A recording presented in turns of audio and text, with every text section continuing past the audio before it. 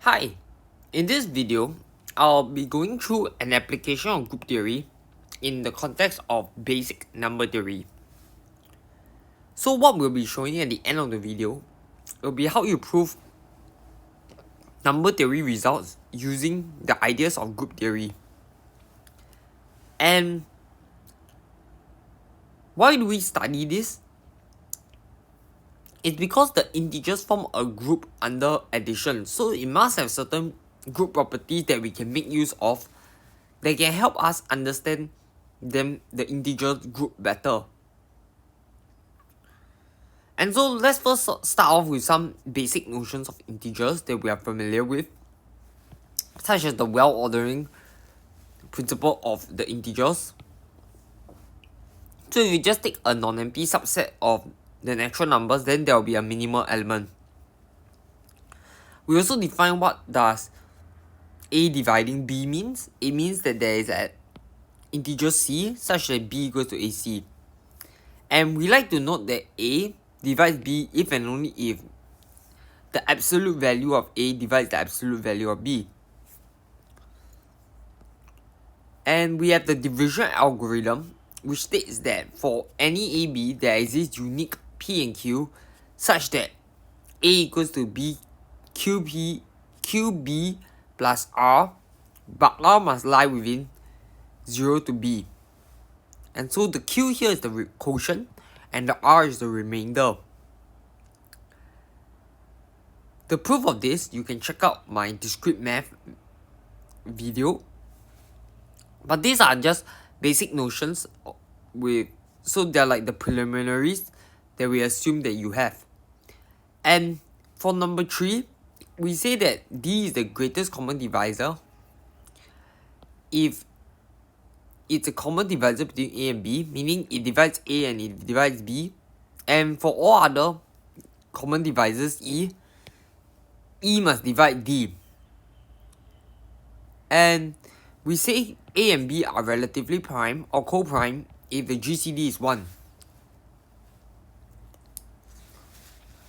So the common divisors of 8 and 12 are plus minus 1, plus minus 2, and plus minus 4. And we can see that the GCD of 8 and 12 will be 4 by seeing the largest number and its absolute value. And so you can always take the GCD to be the positive side only. And we say that a number is the least common multiple between A and B if A divides L and B divides L, so it's a common multiple, and A divides M and B divides M, then L must divide M. And the connection between the greatest common divisor and least common multiple is that the product of AB equals to the GCD times the LCM. Next, using the division algorithm, we can apply what is known as the Euclid algorithm to find the GCD. And that's because A equals to Q naught B plus R naught. Then we just take B and we divide it by R naught to get Q1 and R1. And we can show that the GCD of AB is actually the GCD of B R naught. And if we repeat all these steps, it just means that the GCD of AB equals to Rn. And so a consequence of this is that we're able to write Rn now in terms of a linear combination of A and B. And really that's because A minus Q naught B equals to R naught. Then you sub this R naught here and rearrange to get R1. And so it will just be always in terms of A and B. And in the end, Rn, the GCD, must divide A and B. So you divide this linear combination.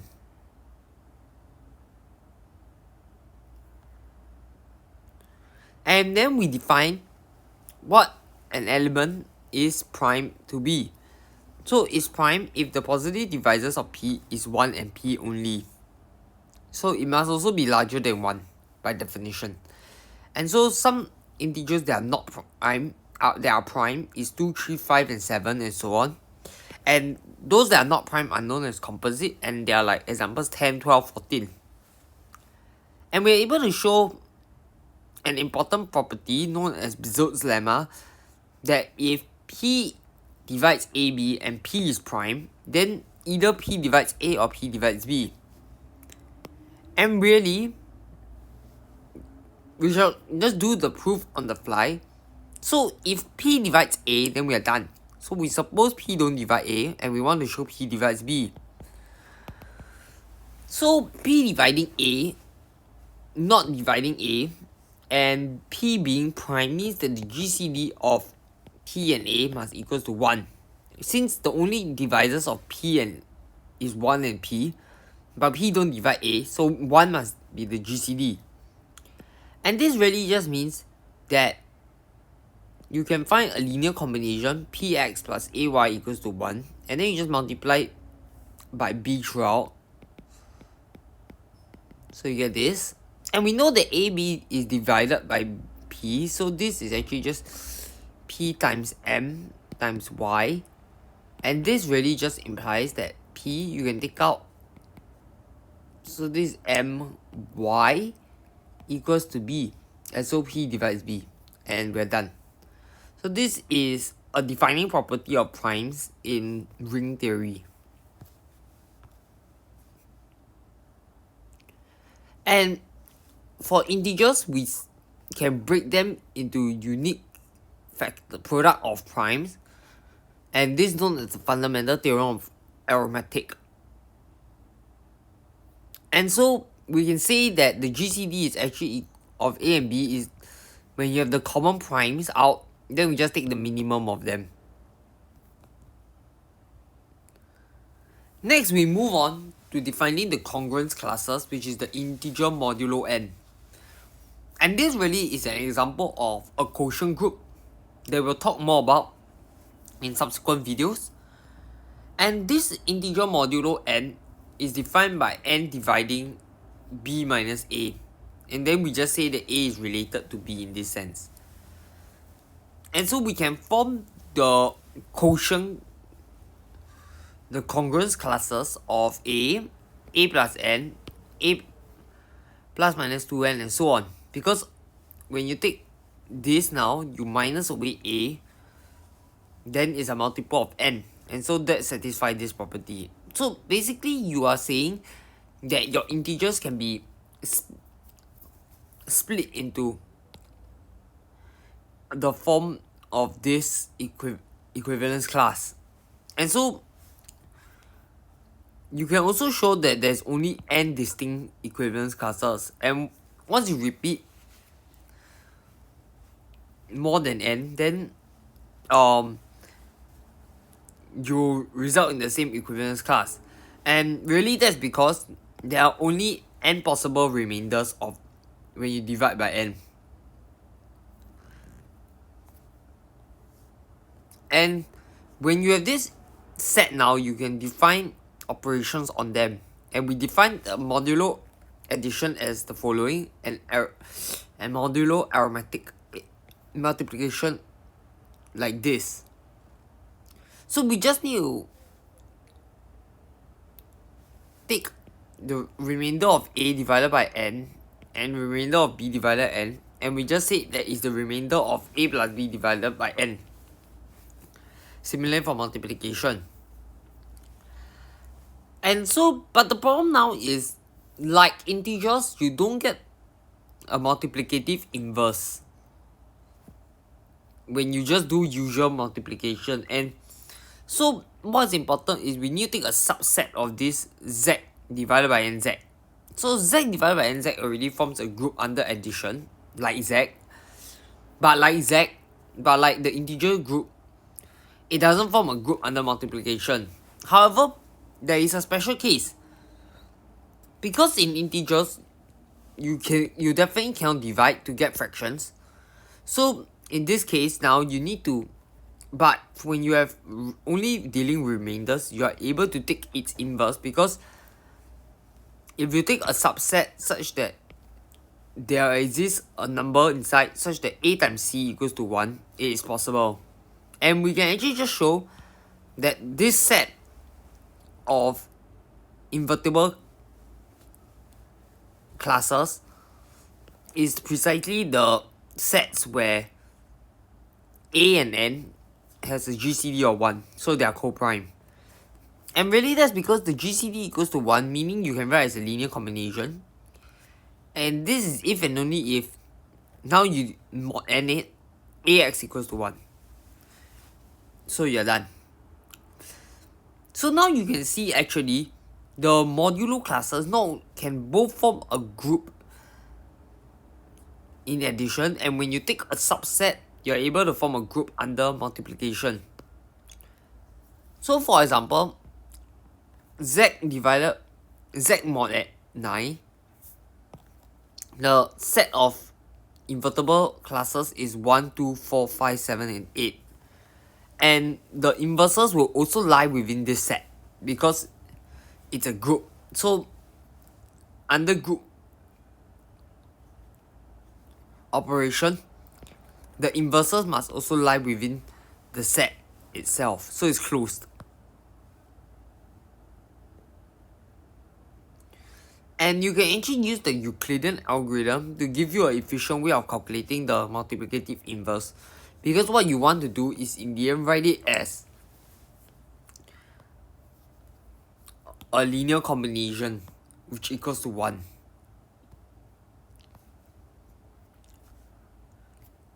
So like I said, Z divided by N forms a group under addition but not multiplication, but you're able to restrict it and we call it Z mod N star, and this forms a group under multiplication now.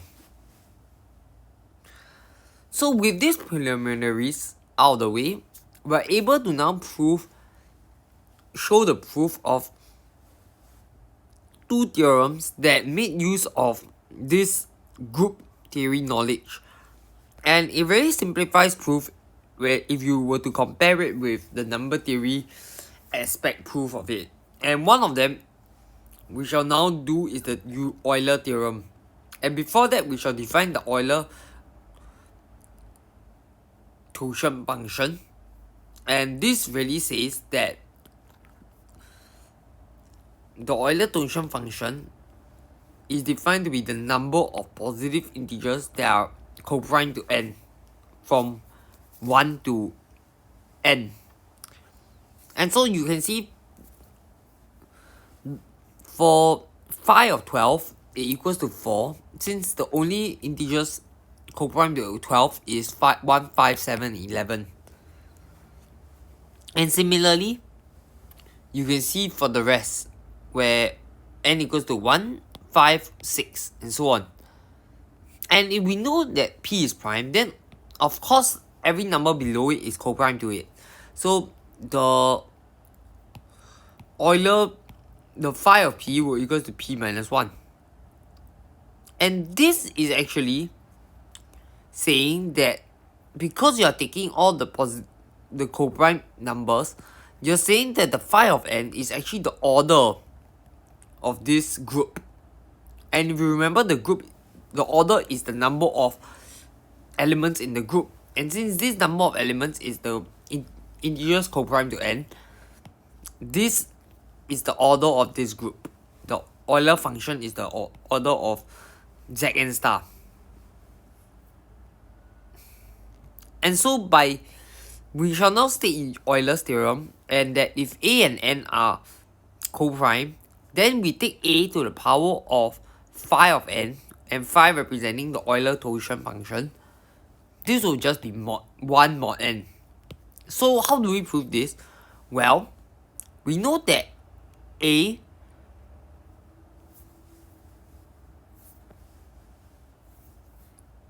must equal to some remainder mod n. So R now lies in Zn star, since it's the remainder. And because A and N are equals to 1, then we know that it will be in the multiplicative inverse. And we know that the set of multiplicative inverse has the order of phi of n.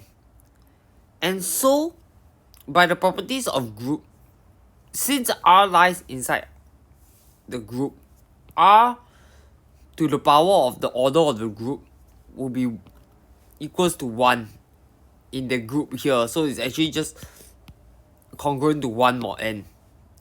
And so if R to the power of the order is congruent to 1 mod n, then A and R being congruent to each other mod n will also mean that A to the power of phi n is congruent to 1 mod n. And so we are done.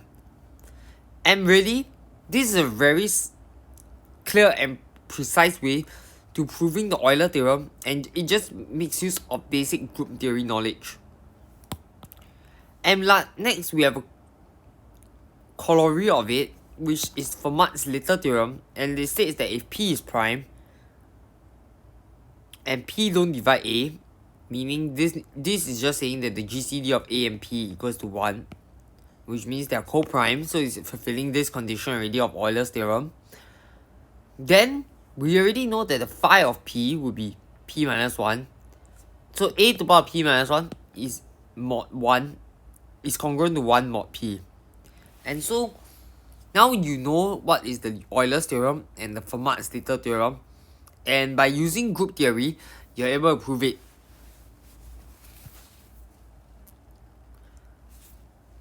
So next theorem we shall prove is the Wilson's theorem, and it just states that if P is prime, then the factor P minus 1 factorial is congruent to minus 1 mod P. And the idea is now that because you have a binary operation, we know that the elements in the set of ZP star has inverses inside ZP star as well.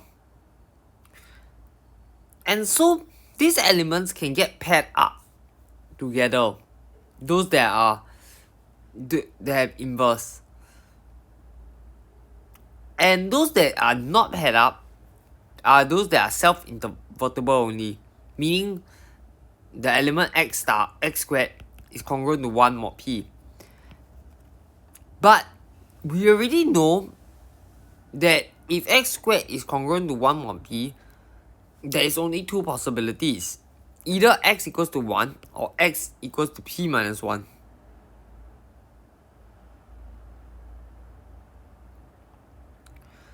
And this means that P minus 1 factorial equals to all these terms. You take out the 1 and the P minus 1. Then 1 is 1 mod P, and P minus 1 is minus 1 mod P, and the rest can be paired up. So it's actually just 1 times all the way. And this just means equals to minus 1 mod P. And we are done. So you can see how we have proven the Wilson's theorem fairly quickly with this idea of x squared being idempotent. So this is the end of this video. I hope I've shown you and shed some light on the applications of group theory. I hope you have enjoyed it, and if you have any comments or questions, you can leave it down in the comment section below. See you in the next one. Bye.